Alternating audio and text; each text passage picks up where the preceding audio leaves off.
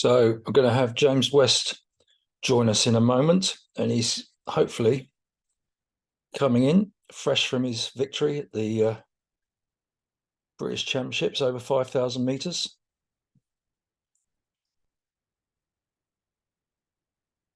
Oh yeah, Oh, James. how you doing? Yeah, I'm okay. Good. Cute. Where's my? Can you see me now? Yeah. Is that all right? Is that a bit dark? A bit dark. Not sure I'm gonna brighten it up. T- That's a silly bit. Always reminds me of the pandemic, Zoom calls. Yeah. Is that all right? That image or not? Should I move? Yeah, but you can't do much about the face. The rest of it's all right. Good. That's all that matters. I can recall doing a discussion when Zoom was all the thing and the Yeah. pandemic started. We did about an hour of it. I think there was a group of us talking about, I can't remember, something, it's athletics was associated, and got to the end of the hour and I hadn't pressed the record. Oh no. But I've done that now.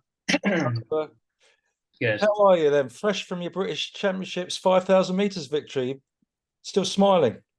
Yeah. No, still on a bit of a high from it, although not feeling fantastic this week. Not gonna lie. Went a bit late on Saturday night, enjoying the moment, so I didn't get in till about 4:30. I might add. So a little bit late, but sometimes you got to enjoy these things. I haven't been out for a long time, so Who yeah. did you, who did you go out with? Can you say who led you astray?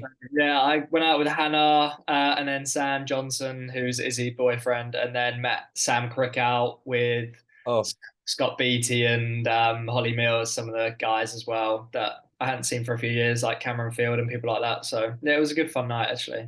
oh, well done. Yeah. Yeah. You can't give yourself a pat on the back and celebrate these things. Yeah.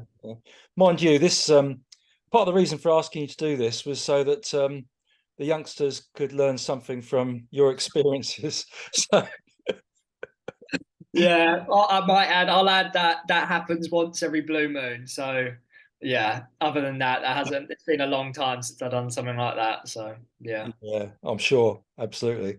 And so, just to introduce you, for those that don't know, you've got PBs at 1500 to 334, a mile in 356, 3K in 742.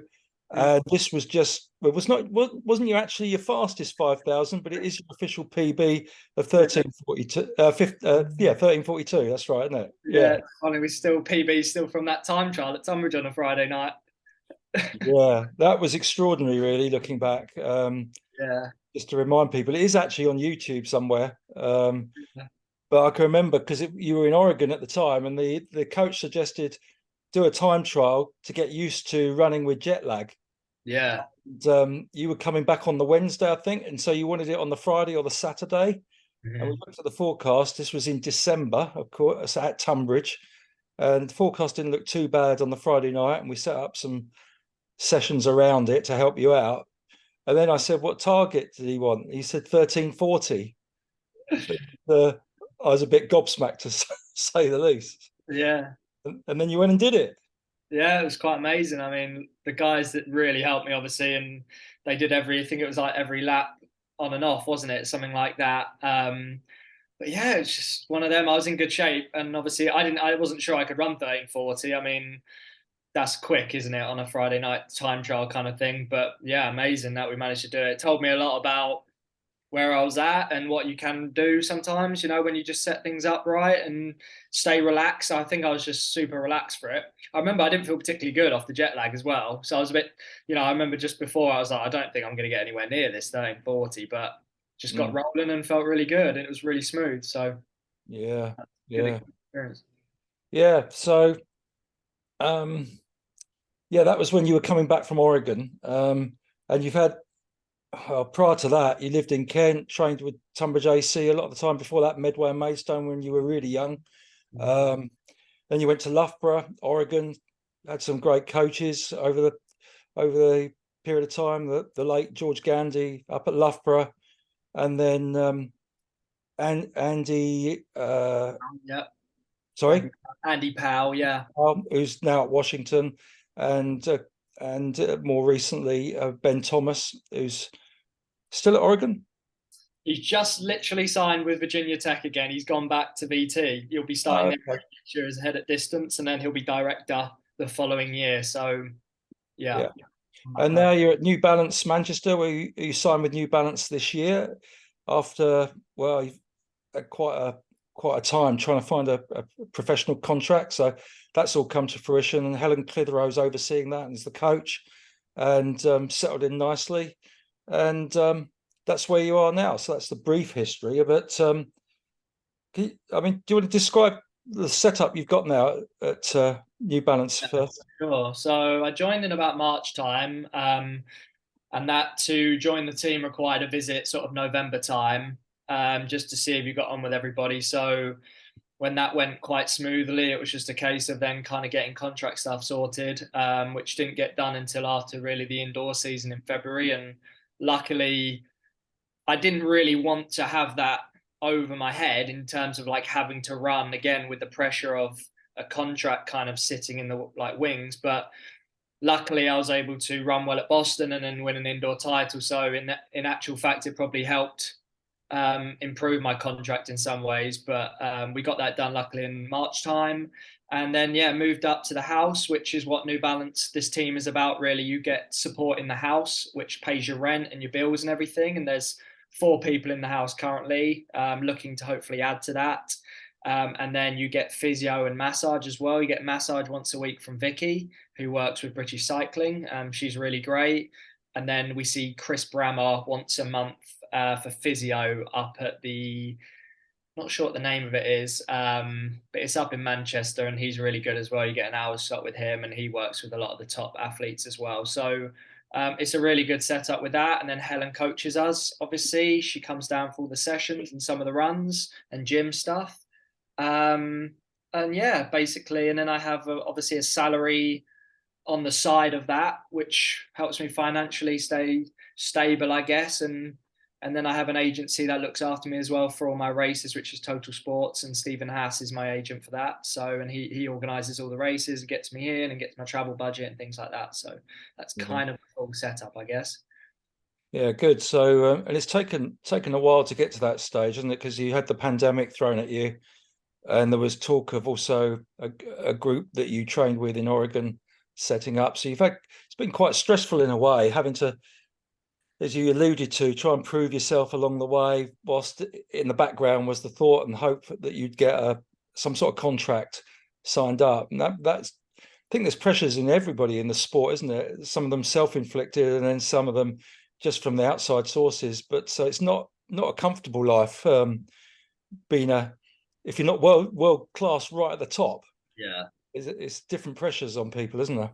Yeah, I guess it, like you said, it hasn't been the smoothest ride at all. I think that's something we'll obviously get to as we talk more, because I think that's more a common reality amongst us athletes than what you maybe see in social media and BBC and things like that, because they always portray kind of the top athletes, but really it's a bit of a struggle for some of us a little bit below that. So yeah, it was a difficult couple of years in Oregon, and the hope of trying to get that group sorted didn't really materialize in the end. And I kind of made the right decision now to leave, because this year they tried to do it again, and clearly it hasn't worked out because Ben is moving back to VT to coach there. So it would have been probably another year wasted in a way trying to like hold out for that. So I'm kind of glad I got out of that situation when I did now, and I think it was just the right time for me to remove that pressure. I was feeling a lot of pressure at the time, like you said, to perform every race. And like you said, that could have been self-inflicted. I'm sure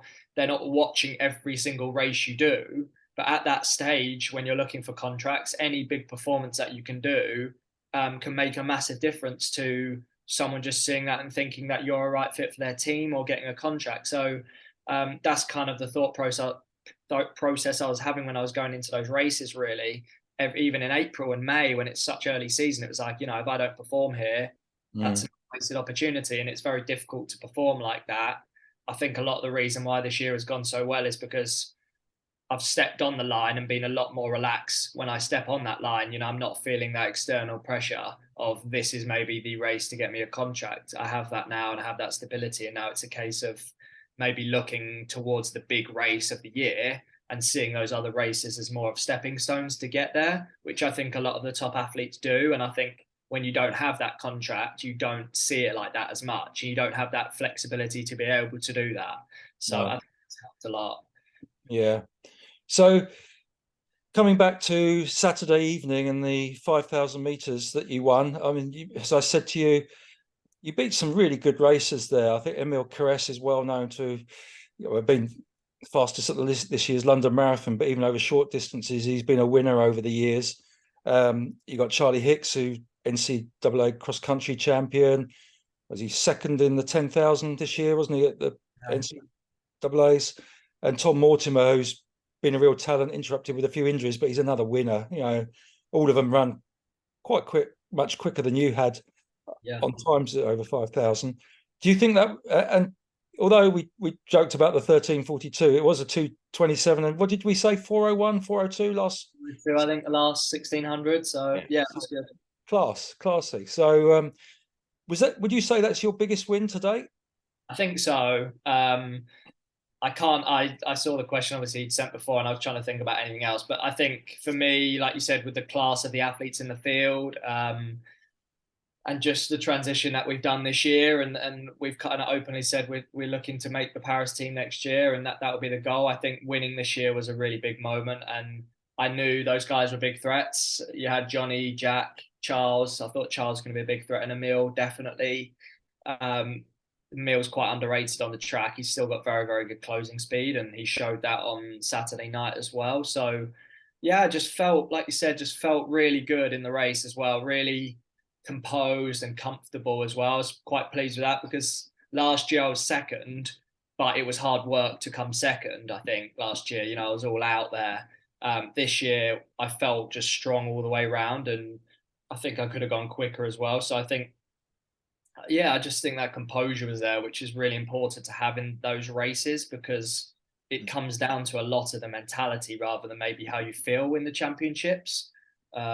Talking of mentality, then, what was your mindset going into it? I mean, did you have a plan, or were you conscious of some more than others, or what they might do, or had rumours got around that somebody was going to hit it at a certain time of the race? Or I think we've said the last couple of years, like I don't know necessarily why some of the guys don't take it on and try and stretch me out a little bit because I've openly said my weakness is probably if you made it a 13:25 race, then it would definitely put more pressure on me to win it. So they all know that that would be the best way to try and race me, I think. So yeah, I'm just surprised that no one did that. I was prepared to go with whatever anybody threw down, which is always great in the championship races because I just find the mentality is quite simple. It's like you either go with it to try and win, or you don't, and you're not going to win the race. So it's kind of decisions made up for you like that in championship races. You just got it's all or nothing. So I was ready to kind of go, but I just expected Emile to maybe go really hard from sort of 2K out, maybe even further.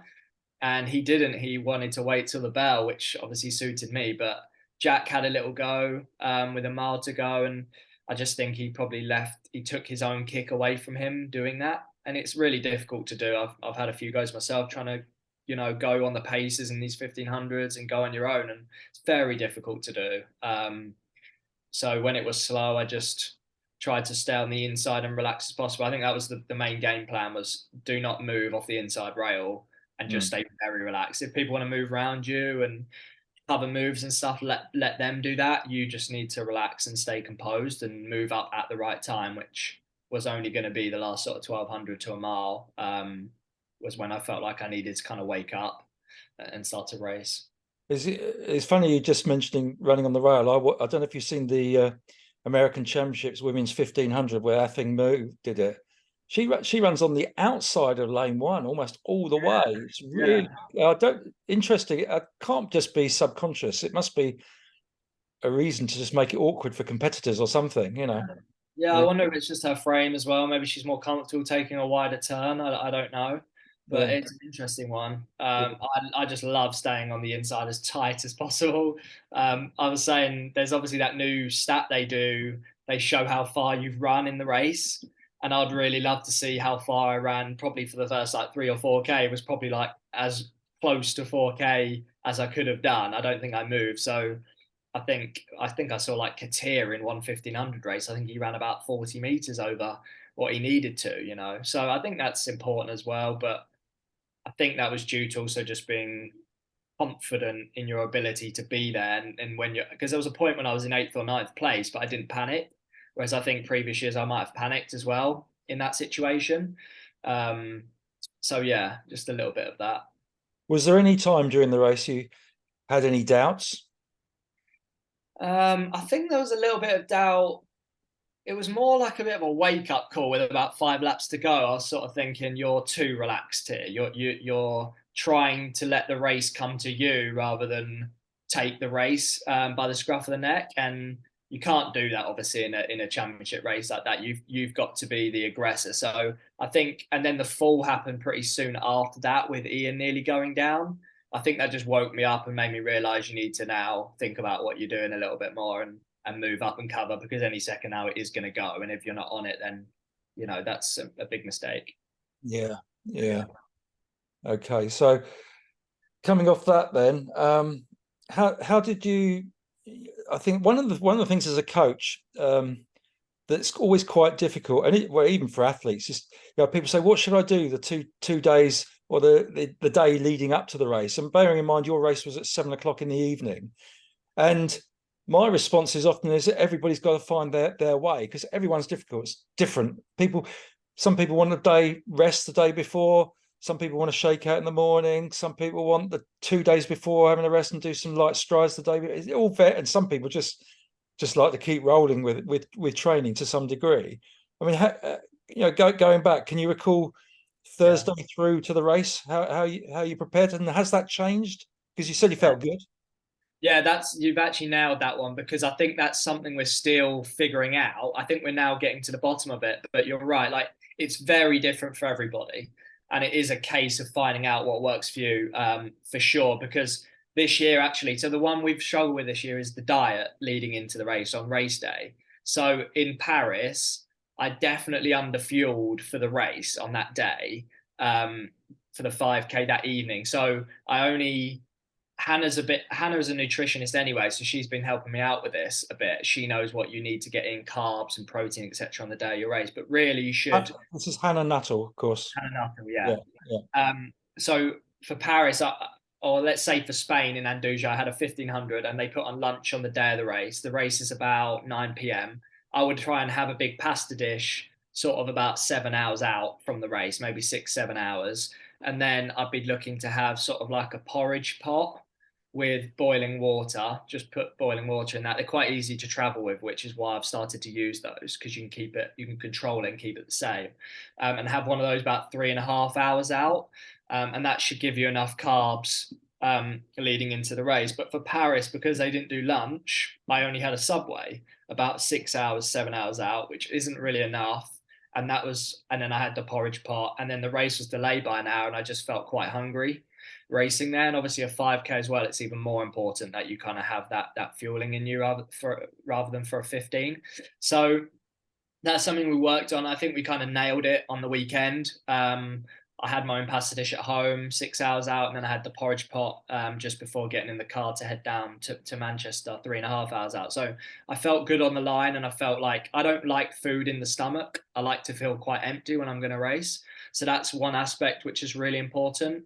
And then the other thing, obviously, is the prep in the days leading up as well. So how you taper and things like that. So for me, I think what we've found work, and this is generally, it's not always what you need physically, it's sometimes what you need mentally, which is more important, I've found.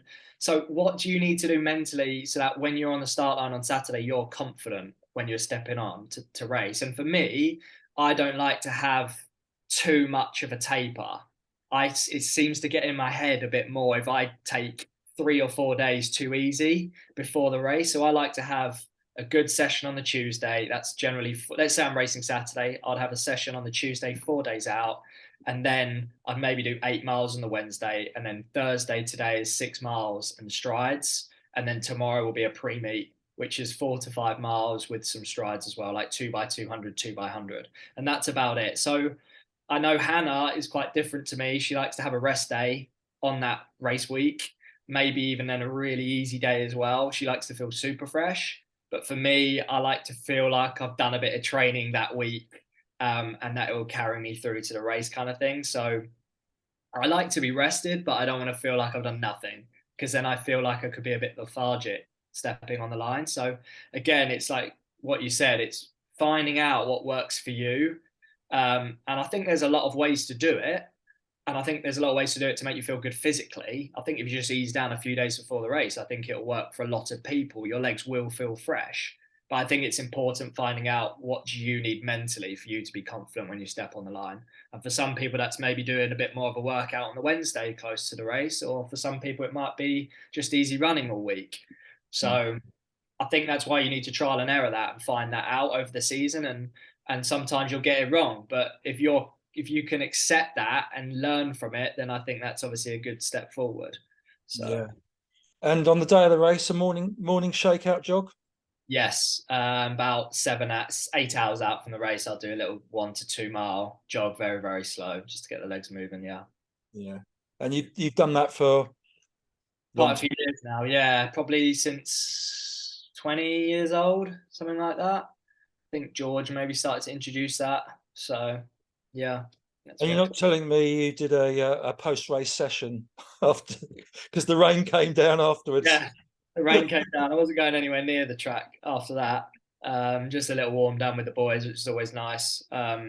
Always a good group of guys in the 5K. So had a little chat with Ellis and Jack, so it was nice. But yeah, Yeah. and I actually had a rest day on the Sunday, funnily enough, after the late night. So normally I would get back on a long run the next day, but after the 5 and everything, we just thought it'd be a good idea to just chill out.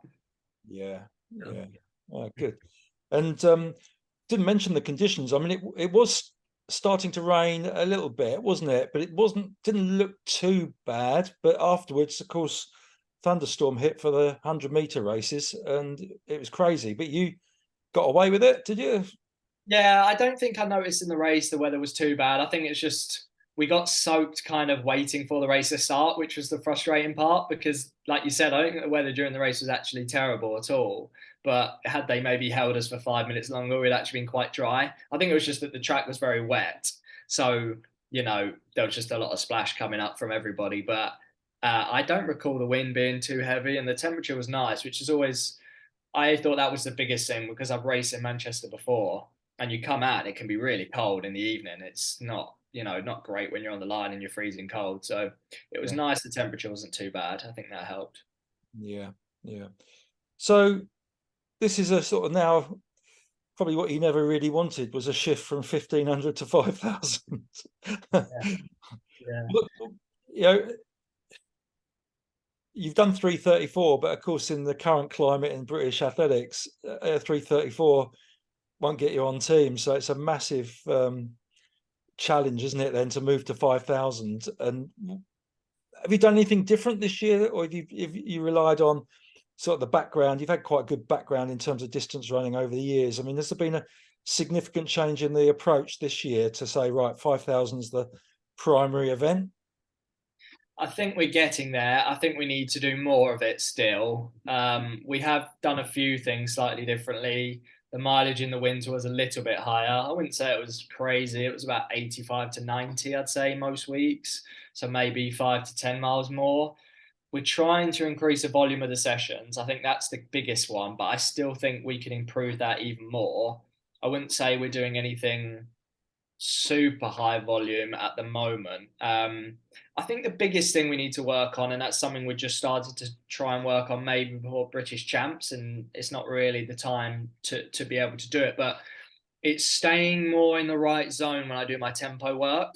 I think it's because I've come from that 1,500 background, it's very easy for me to slip into an anaerobic zone when I do tempo stuff. So I get comfortable just going hard on every rep. And I think we need to just get a little bit better at kind of controlling me on that. And I need to be better at doing that. And just, I don't have to kill every one of those tempo sessions. Sometimes it's okay to just come off and be like, yeah, that was good. That was comfortable. I was in control. Let's hit Friday. Like Friday might be the more specific session where you do 5 by a mile with 2 minutes recovery. And that's where you're trying to hit your 5K pace. Or You might even do a 1500 base session, which I think will always be important for me because that gets me confident. I think there's something I do need to improve there as well in terms of we're not going to be able to do so much of that work anymore. And I've got to be okay not doing that. It's almost like a bit of a sacrificial thing saying, look, if the goal is 5K, then you don't need to be super sharp over a 1500, which is something I just enjoy doing. I get confidence from knowing that I've got good speed in the legs. But I think that's something I need to kind of just forget about now. And if we really want to commit to the 5K, then we really need to do it. And that means really working on that aerobic capacity, and that ability to hold maybe that line better. I think we've seen before that the problem with me in a 5K is once I go over that line, I can pop quite badly. And that's just a case of my aerobic engine not being good enough, and maybe we haven't trained that enough. The likes of Jack and that can obviously hold that better than me. But the difference, I'd say, with someone like myself and Jack is if it's slow, like on the weekend, and I'm comfortable, then I can close obviously much harder. But we need to be able to be better at holding 64, 65s and even quicker than that, obviously. So that's just something I want to work on a lot this winter. And that might mean using a bit more of the lactate monitor and doing a bit more of that stuff and making sure we're staying in the right zone of, I think it's 2 to 3 mole in the blood, and doing all that. So, we've just started to do that. But I think I did one the other week and my lactate was too high. So it just shows we're doing Interesting. Yeah. working too hard, I think, on some of that. So that's just a case of me being able to control it a little bit more. Mm. And yeah, we just need to, it's going to be a process and we're just going to have to keep working at it, and see how we go this year. You've gone a little bit dark again, James. I don't know if it moved. Yeah. Try and reset it. That's better. That's good. Yeah, that's nice. Yeah. I mean, as I said, you've worked with some well-known coaches, etc., but probably they didn't speak much about 5,000. So maybe I go broader than this. That I can remember Rob Denmark, who won the Commonwealth Games 5,000 meters. I think he ran 13:10 back in the day, and he once said to me, he might not even remember this, that the last 4 or 5 laps of every single 5,000 meters, he had this desperate urge to drop out that he had to overcome, and it was required a completely different mental approach during a race than anything he'd faced as a 1,500-meter runner. I mean, have you had any top tips that stand out over from anybody, particularly in how to deal with the 5,000 meters physically or mentally? I mean, the biggest one at the moment is making sure you go through 3K feeling pretty relaxed. I think that's the key. I haven't worked too much with any coaches that are actually specifically 5K based, which is interesting. So Helen and me are figuring that out ourselves as well. We kind of know the fundamentals, I guess, but like you said with Rob, that's a key point that he said that really it's if I get to that point in the race with a mile to go and I'm really hurting, I think that's something we just is not there at the moment where I can really grind out those last 4 laps. For me at the moment, it's more a case of I need to be pretty like feeling pretty good at that point to maybe cut it down. So yeah, we need to figure out a way to just get stronger, basically, to be able to really gut that last mile out when you're in a lot of pain. And that's, I think we need to just race more 5Ks to be able to feel that and to be able to deal with that kind of feeling. I think it's still quite new to me when I race it. So I need to get comfortable on the track doing them more and more. But yeah, I think the biggest thing is definitely staying relaxed through 3K. And a lot of the time, the races where I've not done well is because we've just pushed the envelope a little bit too much through that part. And 2K is a long way to go when you're hurting. You can't maintain the pace for 2K if you're kind of over the line already. So yeah, something we need to work on. And I think you said in Paris you went through 3,000 in 7:58, and it's a huge difference, isn't there, between a 7:58 and an 8:05? It doesn't sound much, but it physically it feels so much easier. Just a few seconds, well, even 1 second a mile slower. It's Yeah. weird. When you're training, it's weird. Yeah. Yeah, Yeah, I yeah. think that's something we're going to try now. just instead of trying to run 13:15 straight away or 13:10, I think we're going to try and take a bit more of a step-by-step approach, and maybe this weekend try and go sort of 8:07, try and go sort of 13:32 pace, I think 65s, and then see how we feel off that. And if we can cut it down, then, because I've always said, if you're running 65s and then you close in 55, that's Yeah. 10 seconds on the Yeah. last. Yeah. So you go from 13:32 to running 13:22. So, and with me being a 15 background, I can close in 55 if I'm feeling good. So you can do that. But the other way, obviously, is if you go, like you said, 8 flat, and you can feel a whole world different going sort of 7 seconds quicker. So Yeah. yeah, I think we just need to figure that out, and maybe come off a 5K feeling really positive for once, maybe, rather than sort of scratching our head again and going, great, like another one we've not nailed. So I think a step-by-step approach is a better way of looking at it at the moment. Yeah. Yeah. Now you mentioned nutrition, but in terms of supplementary work to the running, like strength and conditioning, psychology, lifestyle choices, training locations, things like that, is there anything that's changed or that you think's also worth youngsters particularly bearing in mind? Or I say youngsters, I mean people late teens, going through to senior athletics probably. Yeah. I think the biggest one for me over the last couple of years is the rehab stuff and the gym work. Um, I think it's been absolutely crucial in kind of keeping me healthy and keeping me strong. I think without that stuff, I even notice it in a few weeks. If I don't do it for a couple of weeks because you've been racing, I just feel like my body is a bit weaker and you're not activating the right muscles that you need to be activating, and all of that stuff really. So I think it's creating, it's very difficult to do without the financial sort of system around you, but creating that network around you is something that Jake Whiteman's done very, very well. It's having that S&C coach, it's having a nutritionist, it's having a psychologist. All of these people around you create such a fantastic like network for you to kind of um, like go off basically. So I think for me, like having Chris this year is going to be massive. We're going to meet in September. I'm still trying to deal with the hamstring thing. It's not fully sorted. I still have a forward rotation in my pelvis on the right side, which is due to lack of strength basically in the bum, in the glutes and everything. So, meeting him September, we're going to go through it, all my weaknesses. And then he's going to set me a rehab program to work on all those things. And just stuff like that is crucial for you getting through to June and July in the following year. Um, so I think that's a really key one that's underrated by quite a lot of the distance guys as well. I know a lot of the distance guys, I'm always kind of surprised at how little gym work they do. They just like to run all the time, and that's okay for the short term as long as you don't get any issues. But as soon as you start to get a few issues, then you have a lot of work to do to kind of get on top of them.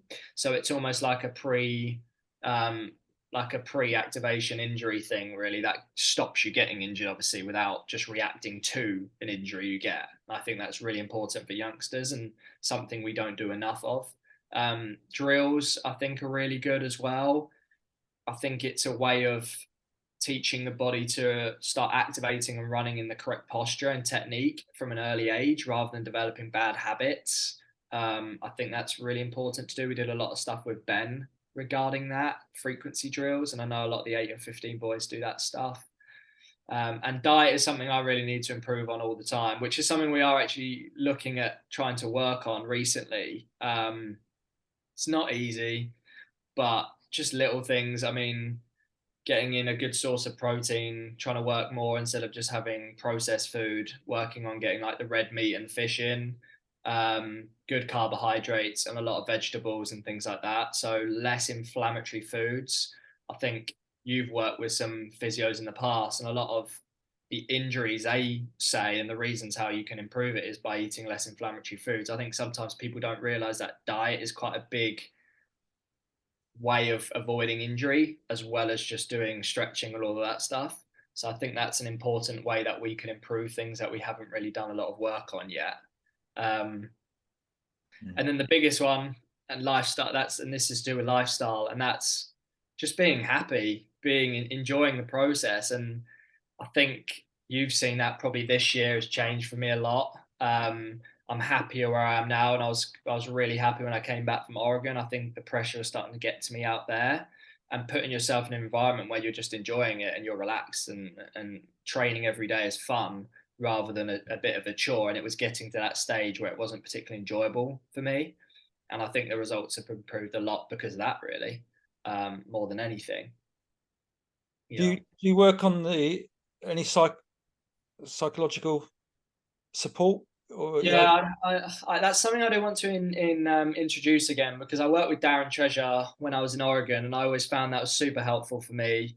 It's just a really good way of breaking down things simply. I think even if it's what you need to do, it's sometimes very difficult for us as athletes to kind of break that down so it feels like easy to achieve. Seems like maybe a lot in your head when you're constantly thinking about it, but I just find psychologists, and especially with Darren, it would be like we'd break down each race, like what we're trying to get out of this race, and break it down like that, and then you see it as a bit more of a process rather than you're trying to achieve everything all the time in each race, and it's not possible to do that. You know, you need to take it step by step. So honestly, I have thought about reaching out to Darren again recently, and just seeing if that's something that would work for me, because I know a couple of people on the team do talk to psychologists, and a lot of people. I know Josh Kerr said it's been a big factor for him, in his performance. So I think a lot of people feel like they don't need it, but I think it's something you could just try and see if it works for you. Because sometimes just talking to someone about things is just a massive help.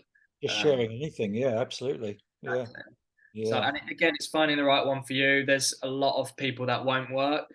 Doesn't mean you don't need a psychologist. I think it's just finding the right person for you. So it might be a bit of a trial and error situation as well. And on nutrition, yes or no? Caffeine boost before races? I have a double espresso, yeah. I do think that there's a better way of doing it. I think the pills are probably better. I think Neil uses caffeine tablets.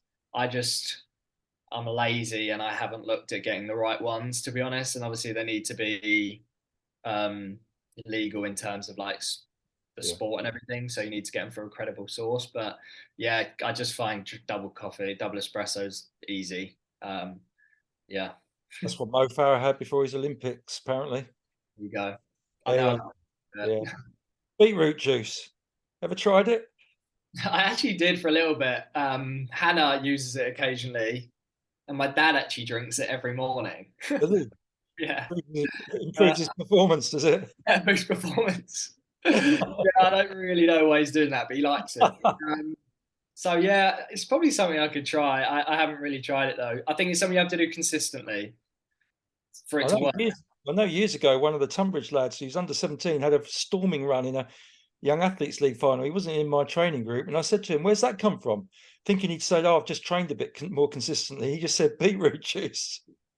They're not cheap though, because I think for it to work, you need to get like the little shot bottles that are concentrated. And Hannah has a few of them, and they're like a pack of them is not cheap. So Right. uh, yeah, I don't know if it's something I want to like rely on to No, run particularly, but yeah. your pee goes all red. Yeah. Yeah. There's when you have a drug test. I think that's a little bit Yeah. Yeah. walk out with your cup and it's just red.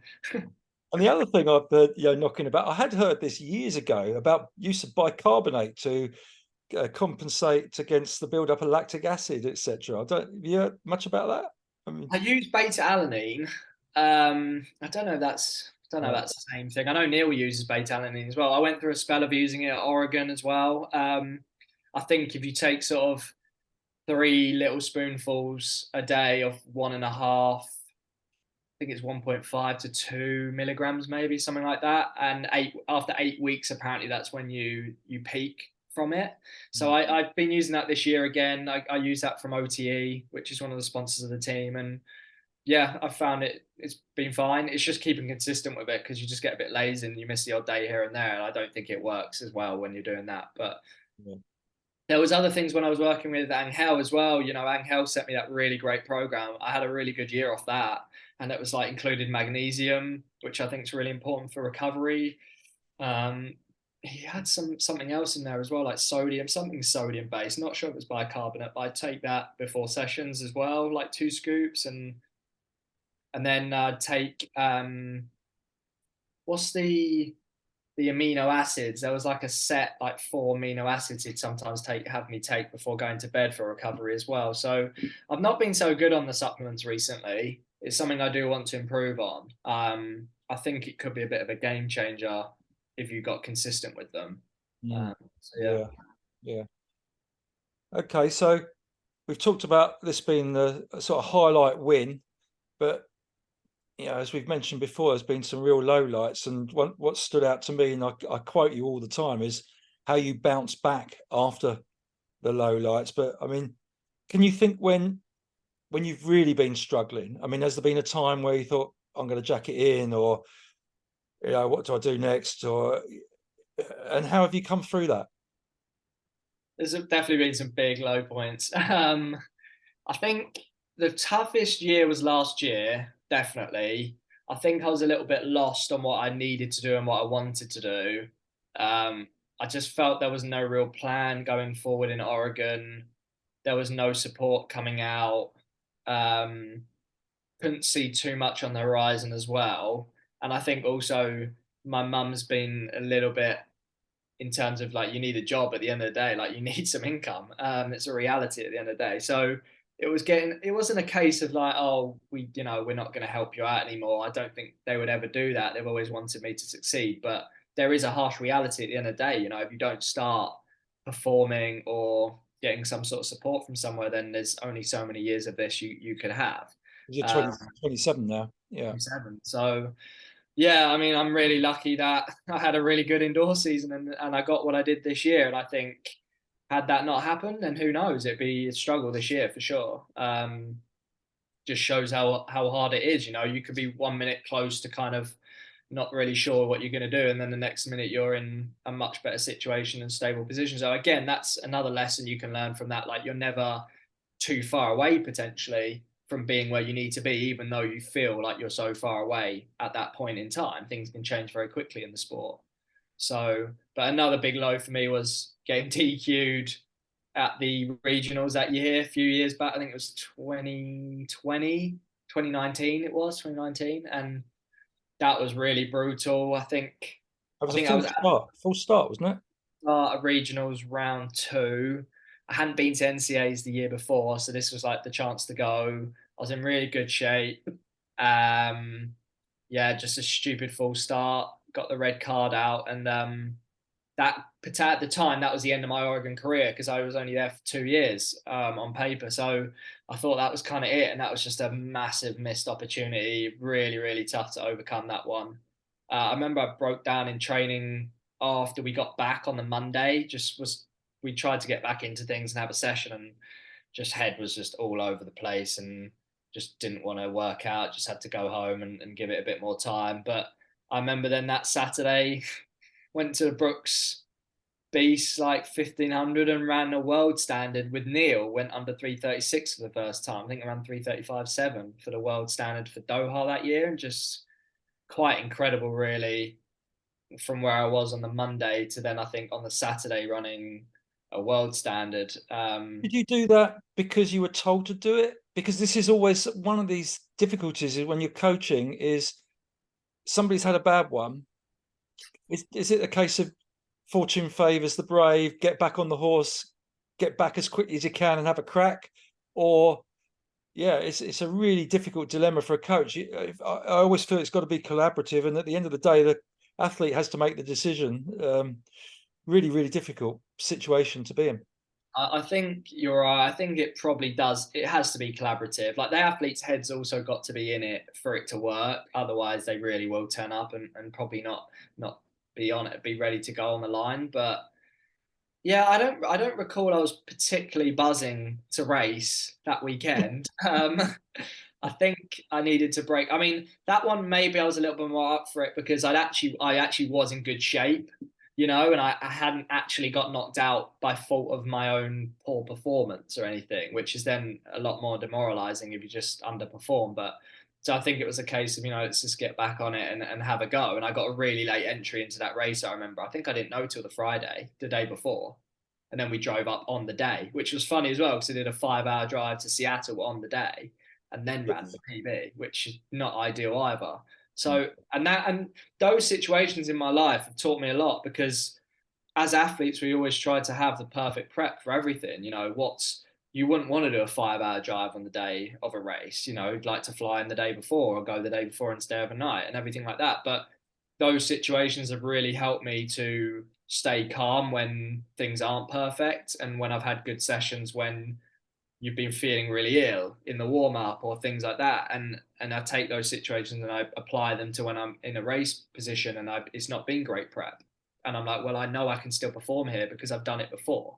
And I think that's something athletes like could do a lot better with. You know, I think sometimes we get on top of ourselves when things aren't perfect, and we need to realize that you can still pull out some PB performances when it's not been absolutely right. So um, that's been really helpful. And then I do remember one after I got knocked out of NCAs in 21 in the prelim. Ben was setting up that Hayward meet on the Wednesday night, I think, and I don't think I'd really run much for 3 or 4 days leading up to it. I'd gone out a few times. It was the end of the season, and then we were doing a 1500. I had a couple of guys just pace me around, and I ran 3:35, I think. 3:35.5, and just missed the Olympic standard by 0.3 or something. And that day I remember texting Cole and Jack saying, I really cannot be asked to do this race. Like, and they were trying to say, you need to get your head in it. You know, they were going to pace me round or whatever. And so sometimes I've just realized, well, when you're at your most relaxed and don't want to be there again, that's when you run your best. So sometimes you just got to get on the line regardless of what the situation is. Give it a go. Yeah. Yeah. And I mean, now you're doing a fair bit of training on your own, aren't you? Because Adam Craig's the only guy in the group, but he was injured preparing for the London Marathon. So that's been a completely different, you know, through the years, when you think about it, at Tunbridge, Loughborough, Oregon, or wherever, you've been in part of a group really pushing you along. Has that been, what's that been like? I think I've always been quite good. I think you probably would agree as well. I've always been quite good at just motivating myself and getting on with things. But I do agree, when it comes to the specific sessions, it's not been as easy, I'd say, to hit those as I'd like to. I think obviously when you're training with Cole and Cooper, those key sessions you can really work together on and hit some great times. So we've had to just maybe adjust that a little bit when I'm doing that on my own and it's windy, etc. But Helen's been a big help being there and being on the bike occasionally just for company. So it's something we're working on. Hopefully we can add someone in. But I think for the runs and everything, it's been okay. The tempo sessions, it's absolutely fine. Again, it allows me to stay in the right zones, hopefully, which is good. Sometimes when I train with those guys on the tempo stuff, you would go too hard because you were trying to stay with them. So I think that's helped as well. Again, even on the track, there might be occasions where I went way too hard trying to stay with them. And you think it's a great session, but really you've just spent everything in the sessions and not left yourself anything for race day. So I think this year that might be another factor as well, that I'm running to my level in the sessions. And so, okay, they might be hard and I might be bent over at the end exhausted, but it's a different exhaustion to maybe all out. And that might be why I'm just turning up to the races a little bit more ready to go and carrying that session work in with me to those. So in that way, it's beneficial. But I do think next year, some of the track stuff, it would be very helpful to just have someone pace me around a little bit for a few of the reps, especially with the 5K work. It's long reps doing miles. It's very hard to run 4:12 miles on your own. So I think that would be something to work on. Now you've trained with some really good athletes, because you've been, you know, scattered all over the place really, and had taken the opportunities to, you know, pair up and twin up with people a lot of the time. I mean, Cooper T and Cole Hocker, obviously a lot of the time at Oregon, plus some other really good guys. You trained with Mo Farah, Andy Butchart, Neil Gurley, Mark Scott. These are just ones I've jotted down. But this is a question that loads of people would like to hear the answer from, for some of your experience. In all that time, can you recall a session it's the best you've ever seen someone do, and what was it? What was the most impressive session? Most impressive I would have seen would be from Ed Cheserek. Ed did some absolutely mental sessions at Oregon. I remember one time, this was when I'd just come, Ed was still being coached by Andy Powell at the time, but he was finished at college, and he would do all his own sessions because he was too good for everybody else. And we used to go on the Amazon Trail and do sort of mile reps with short recovery, I think minute recovery or something. And Amazon Trail was not quick. I mean, you'd be flying if you went under 4:30 for a mile on the Amazon Trail. And I remember Ed had 6 by a mile one time, and he did his fifth one in 4:18 on the trail. And then he came to the trap, and we all watched him spike up and do a mile, and he ran 4:01 for the last rep on his own. And I remember that was literally one of my first like months at Oregon. And I remember just looking at that and thinking, wow, like I've got a way to go here to get to that kind of level. But I know Sam Praker has also mentioned a session he's seen Ed do where he went sub 4 for the last mile on one of those, just on his own. And, you know, that's incredible. I've seen Ed do some crazy stuff in Flagstaff as well because he's so good at altitude. And he's done a tempo in something like 6 mile tempo in something like 28 minutes up there, which I think Camp Verde is about 3,500 feet. So it's also at altitude slightly, and just incredible stuff to watch him fly around there. But I've done some good sessions with Colin Cooper. One of them I recall was we had an 800 cut down at the end of a workout, and we went 59, 52 on that for a 151. I remember coming up. I think that was 2021, and that was some of the sessions I was doing with them. Some really impressive stuff. And I just wasn't able to perform in the same way that I was doing in the sessions. You know, I'd been happy running that in a race going 59, 52. I mean, that's really good. Mm. But it just wasn't happening when it really needed to. So there was a few scenarios like that. But I think, and another one of your questions is, what did I maybe learn from some of those guys that you listed there? And I think there's actually quite a common theme with all of them, actually, which is probably contrary to what a lot of people think. And they're actually, Neil is probably one of the most relaxed guys I've ever trained with. Very, very chill. He's not uptight at all with everything he does, but then he's also very professional with what he does. And the same for Colin Cooper. I mean, Cooper liked to party quite a lot at Oregon and go out, but when it then became time to train and perform, you know, he was on it. And the same with Cole. So I think a lot of people think that you need to be intense and an A-type personality and be on it all the time with everything. But with all those guys, the same as Mark, and I don't know Andy as well. I'm starting to keep in contact with Andy a bit more. I only had a brief time with him out in Font, but Andy even comes across as quite a relaxed guy as well, and Mark is as well. So they're all they're brilliant athletes and great performers when it matters. But when they do the training and the lifestyle side, they're all very relaxed. Mm. And I think that's really key to performing. And Neil especially always stands out for me when he turns up at the championships. And he said that in the interview the other day. He somehow switches to being like he's going to war when he races those championships.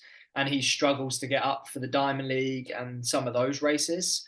And I've started to realize that a little bit this last year or so. I find it harder to get up for those races, like the Belfast one I had, and some of the BMCs. I'm kind of standing on the line, and it's very difficult when you've been in Diamond League fields and you're racing some of the best guys in the world, and then you're on the line to do that.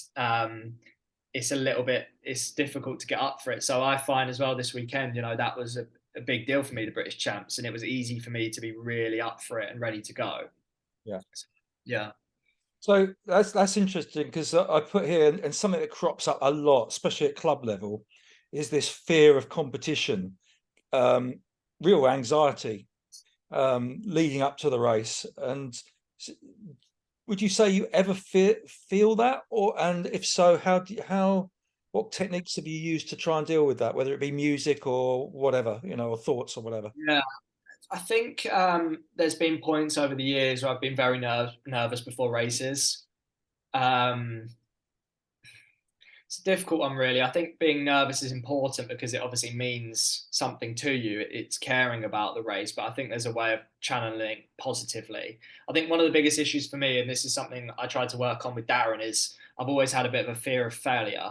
and fear of losing, which has actually ended up me not racing as aggressively as I might in training, because in training I'll have a sort of laissez-faire attitude of just go all out. It doesn't matter if they come around you, they come around you. It's a training session. But then in a race, I sometimes hold myself back a little bit because I think, oh, I don't want to go too hard and pop here or something, and then everyone come around me. But this year I've been a lot more confident and better in just not caring so much about that, and it's trying to switch that mentality to what's the worst thing that can happen if you do lose.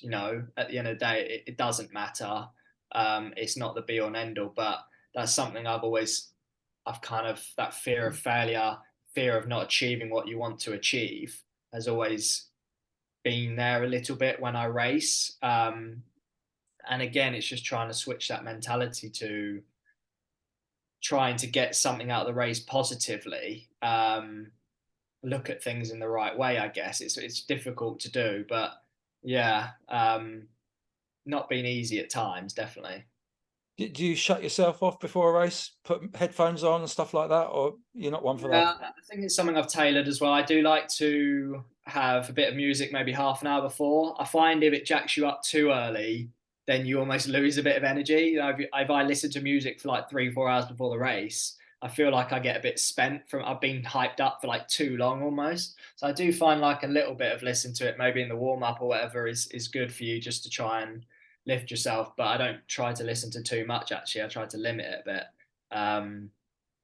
But yeah, it's what works for everybody, I guess. Yeah.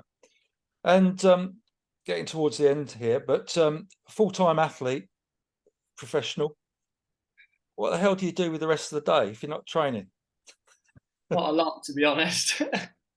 um, I think I play a bit of the Fortnite with the guys. To be honest, a lot of that is for social reasons. Obviously up here, I don't have a lot of my mates up here. I don't know anybody particularly in Manchester, so it's actually really nice to just hop on the Xbox, and play with the likes of Ellis and Sam Johnson and Ben Bradley quite a lot, which is always nice. Again, just stay relaxed and enjoy things. So I do that maybe an hour every other day or a couple of hours here and there. But other than that, it'll be getting coffee. Runners, the biggest thing runners do is go for coffee. We can't go for an alcoholic drink, but we can go for a coffee. So that's our social time. But other than that, I mean, once you get back from the run in the morning, it's 11 o'clock, you've eaten, it's 12. You might go for coffee, and then next minute it's sort of 2, 3 o'clock, and you're thinking about your double at 5. So the days do go by quite quickly, but I do think it's important. Like, it's something I've thought about, having something on the side to keep you busy and have something else for you to do. Because I know a lot of people in running, that how you're running affects your mood greatly. Because if that's the only thing you're doing all the time, say you're going through a bad patch, you're just in a foul mood all the time. Because if your running's going badly, then obviously, you're just in a bad mood. So I think having something else on the side to focus on, so that say things aren't going well, you've had a bad race, you can throw yourself into that part of, I don't know, business venture or whatever that you're thinking about doing. So it is something I've thought about doing as well, but it's really been really important to me that doesn't affect the running side as well. I think that's really important. Well, that's it, because on an international level, you're competing against people who spend the rest of the day just sleeping and eating and stuff like that. So, yeah, very difficult. Some quick fire questions I came up with, which I think I gave you. Advance warning of these. Favorite athlete to follow on social media and why? That's a difficult one because I'm not actually a big social media guy. I Well, think one thing, YouTube as well. Anything like YouTube or anything like that. yeah, I think I'd probably say that stuff's more intriguing to me. Like, I think some of the stuff like Jake's been doing has been really good. Jake Whiteman. Yeah. I think that's the side of the sport that could be explored a lot more. It's like behind the scenes. I think we all know workouts. We all love watching workout videos and race videos and all this stuff. But I think it's like showing a bit more of the specifics that go on, like you said, during the day is quite important to people. Like, we don't know what the likes of Jakob do between training times. What does he eat? Does he have a nap? Does he play on his Xbox? What does he do? Same with, and that's why I think like the videos that Jake does are quite good. They show a little bit more maybe that chill environment of training, not just like do the session and that's it.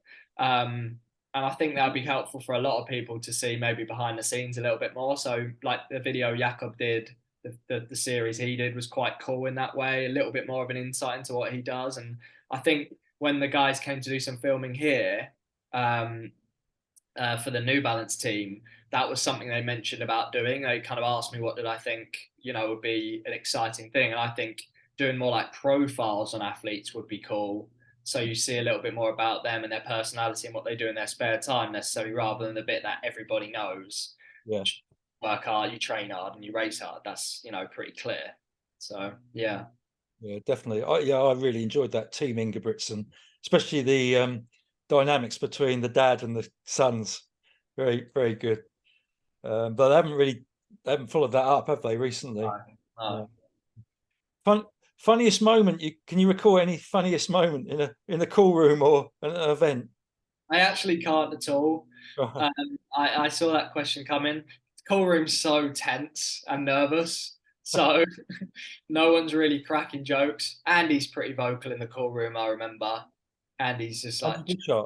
yeah, he's very chatty in the call room. But that's Andy, Yeah. isn't it? He just loves to chatter all the time. But yeah, no, I don't have any like particular funny one on that. What's the best race you've ever seen?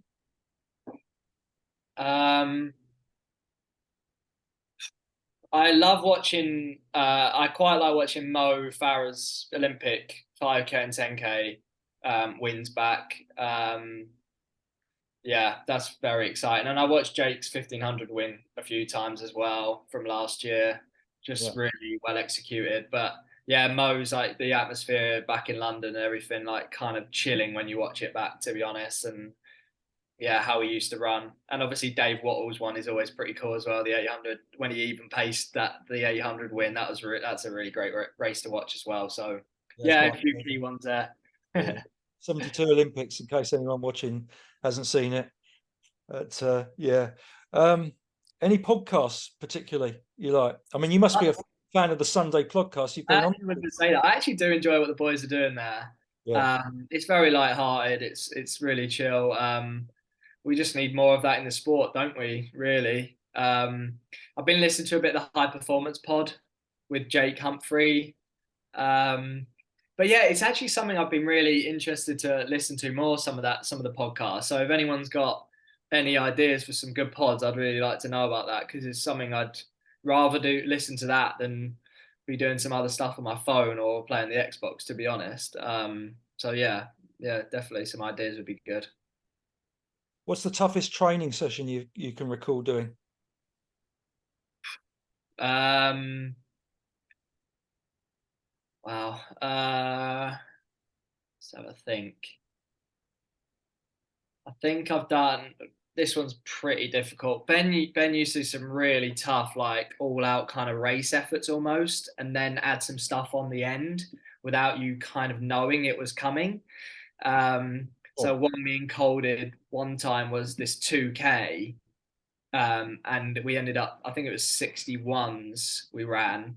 So I think we ran 5:05, and then before we know it, it was like you had 200 jog in 60 seconds, and then you had a 200, and then you had another 200 jog in 60 seconds, and another 200, and they were like 28, and then all out like 26, 25. And I actually felt really good on the 2K, but then when you tried to run quick after a minute, there was absolutely nothing there. Like your legs were just completely full of lactic. And I think those sessions are really hard because one, the 2K itself running 5:05 is very high quality, but it's teaching your body to do an almost all out effort and then get really short recovery and then go again. And I know quite a lot of people do that stuff, but it's really like teaches the body to work through that lactic.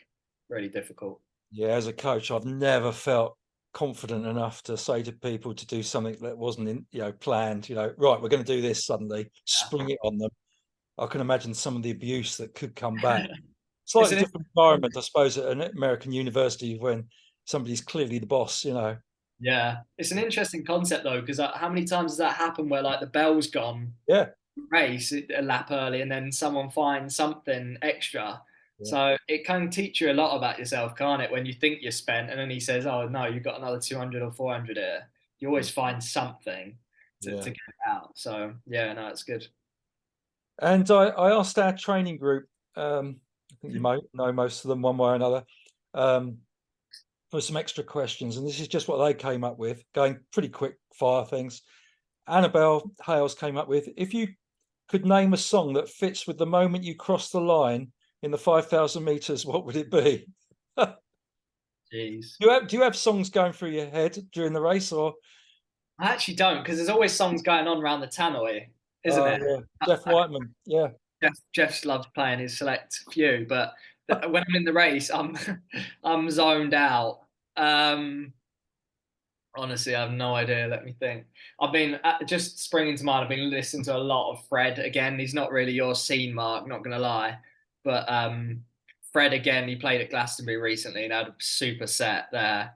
He's sort of drum and bass, house Right. music stuff, and Yeah. he's had some good songs. Turn off the lights would be one that was going through.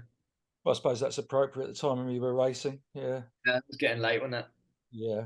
I think we've answered this one. Ben Murphy was asking about your views and whether you follow the Jakob Ingebrigtsen model of training with the double thresholds and the lactate testing and high mileage. I suppose we haven't touched on. I mean, I was listening to an interview with who's the guy who's just done 329, the other Norwegian runs Oh, 100.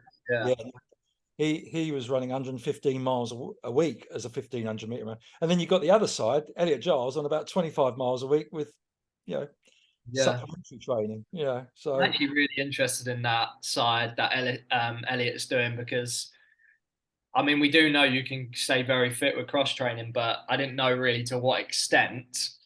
And I think I've always thought that if you can run, running would be better. But obviously in Elliot's case, he can't run too many miles, so it's really interesting that Elliot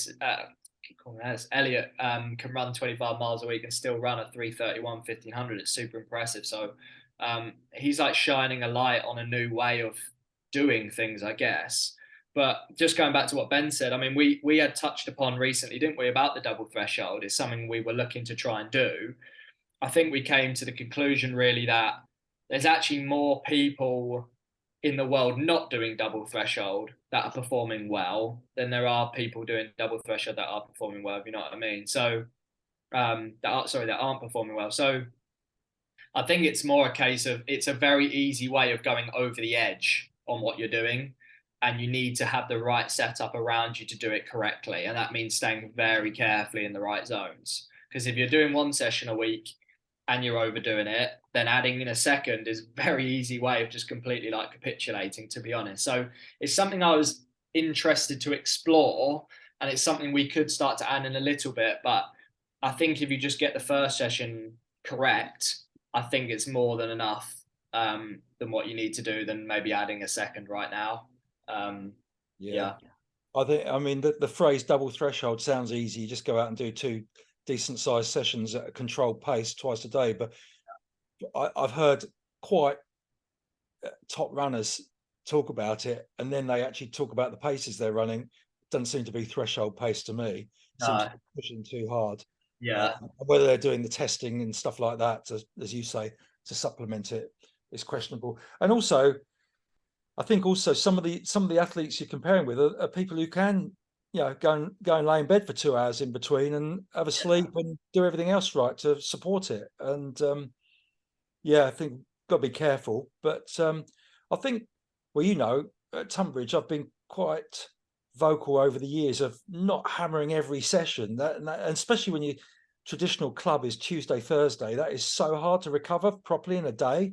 So I think pacing your efforts through the week and looking forward to the next session is key, whatever level you're at, really. definitely. Yeah, I think it's something more and more people are learning about, really. Like, it's funny how it's only just maybe starting to be realized in the last few years, really, that kind of idea that you don't need to smash everything. It's so easy when you're in those training club nights, like to get carried away and start racing each other, which is a little bit of what we did at Oregon and Loughborough. And there's always all of that going on. You want to beat each other in the session. So I think sometimes, and this is something I've been learning over the years, that doing less is almost more in some regards this year. And I've been running my my easy days have been slower than ever this year. If you look at my Strava, I'm quite open with my Strava. Some of my runs, they're barely getting on the 7 minute average. It's not quick at all, but it's what I feel like I need to do and what my body needs to recover for the sessions, which is ultimately what's far more important. So I still listen to a lot of people, and they're running way too quick, I think, on their easy days. Far too quick. I think anything under 6:30 is too fast, I'd say, really. If you're doing the right sessions and you're hitting the right volume, then you don't need to be doing that. Obviously, it might be different for like people like Elliot who are doing 25 miles a week. I know he likes to have quite high quality on his run days. Um, and that might be where the difference is on that. But yeah, I think something I've learned is definitely running slower this year has in no way negatively impacted my running. Next one comes from Jordan Chambers. But be honest, he says he's curious about whether you're thinking about anything in particular or specific when you're standing on that start line. Um, Related yeah, to the race or not, I think I'll be really honest here.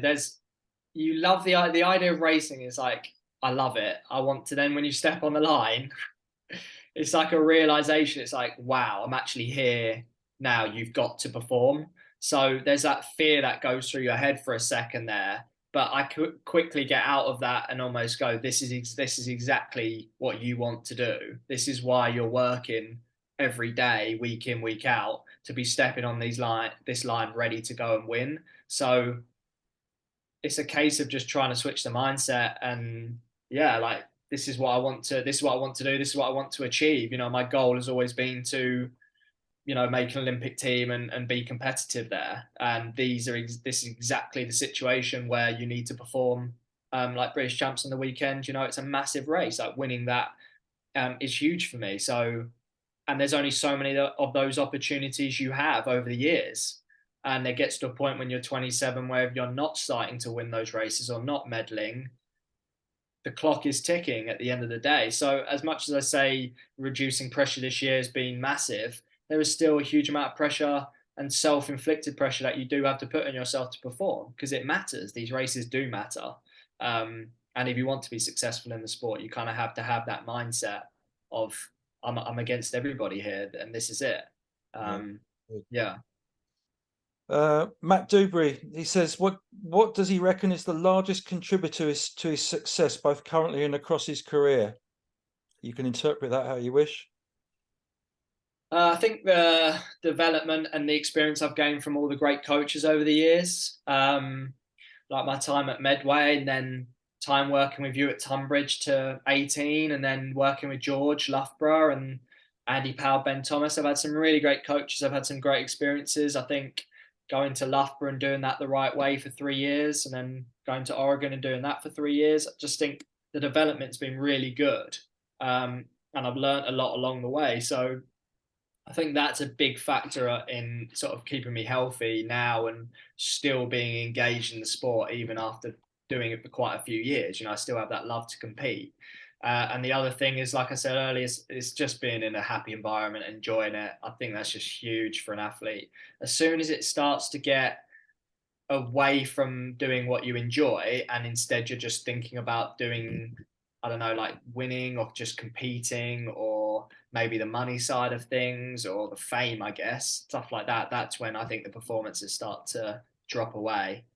Yeah. I think also worth something we haven't pointed out. I firmly believe that traditionally the peak years for a distance runner are 27 to 29, 30, probably a bit even later now because of the way the techniques that are available, lifestyle and looking after yourself are so much better than they were back in the day. That there's a lot of people give it a go post university for a little bit and then pack it in. Yeah. When actually the best years are ahead of them, and that investment they've made can pay off still. 100%. I think you're seeing that more and more now. And like we were literally talking about that in the car last night, myself and Hannah. Like I think a lot of brands are still very focused on the number, on the age, like how old you are. And I think they get carried away with it just because you're a young athlete. Like can this person, they're 23, they're running this time. So they're not, let's say they're not running as fast as you when you're 26, 27, but they think, oh, he's got a much higher potential because he's 23 years old. But I think sometimes they think when you're 26, 27, you're over the hill, you're on your way out. But there's still, like you said, a massive amount of improvement that can be made. Like I do think, I was saying to Hannah last night, I think there's so much more room for me to improve in the 5K. Like we've only just moved to it this year. You know, I'm still really hungry to improve there, and there's a lot more in the sport that I want to achieve. So I could see myself comfortably running to 31 at a high level, I think, and almost be peaking around 30. So yeah, I just think the brands get a little bit focused on the number, the age, and they forget now that 30, 31 is the peak. Picking up athletes at 25, 26 is no way too old at all, you know? Yeah. And the last one comes from Pete Brenchley, fellow coach over the years at Tunbridge AC. You've been a serious athlete for some time. However, now that you're a professional athlete in every sense of the word, is your day and lifestyle any different? We sort of touched on that, but is there anything else you'd add for Pete? I have more money to spend on coffee. That's probably about it, to be honest. No, it's not changed too much actually, which has been nice. Obviously, I don't have the studying, which is great, and I'm able to just focus a little bit more on the little things, like do a little bit more of the stretching and maybe have a nap every now and then and do those little details that can make the 1%, the 2%. But I think it's lovely just having like that bit of freedom to go out in the day and be a bit more relaxed and appreciate that I'm being paid to run, and that's got that stability now. So that's really nice. Terrific. Well, that's what I got. Is there anything from your side, James, you can think of that you'd like to mention that we haven't done already that might be useful, particularly to those younger up and coming athletes? Yeah, I mean it's difficult. We've said a lot. It's been a long interview, but I think something we maybe haven't touched upon is just that consistency over the years is so important. I wasn't a great junior at all. It wasn't till I think about 20 years old, maybe 19, 20, where I really started to show some signs of running well. And so I do think winning these English schools titles and winning these junior titles can very much get the athlete carried away, and they can sometimes get used to that winning feeling, and then when it gets tough, they start to struggle with it because they've not been used to dealing with it. And I kind of just want them to appreciate that everyone's going to go through those tough moments. That's part of the sport. It's not going to be easy. It's not going to be plain sailing all the way through. And when those tasks come along, and they will come along at some point, you've got to meet them head on and just appreciate like everyone's gone through this, and you've got to work through those moments, because coming out the other side is, you'll be a much, much stronger athlete for it. I think those people that have come through those difficult situations, though, when they come out the other side, they're far better athletes. And they're the athletes that have gone on to really reach great levels, I think, because they're able to, when they have that bad race or a really disappointing situation, they're able to really overcome it because they've done it before and they've taught themselves, like, how do I deal with these setbacks? And so, yeah, I just think that stands you in really good stead when you're older. And that's why I've been able, I think, to come back from so many disappointing results, and those car journeys home are horrible, with your parents, where you're just confused at why you perform badly and whether you're going to be good enough in the sport. But it makes those high moments all the more better, you know. So I just think it's ticking those years off year by year and keep working hard. And ultimately, like you said, it can take till you're 26, 27 years of age before you really break through. Yeah. But that's what it takes. It's not going to be a short-term fix. Right. Yeah. Terrific. Well, I think that's, as you say, we've been going for a fair amount of time, but I think it's been worth it. And hope people can listen and learn from it, and wish you every success for the rest of the season. Thank you very much. Yeah, no, I appreciate you doing this. I think it's a good idea. Yes. Thanks a lot, James.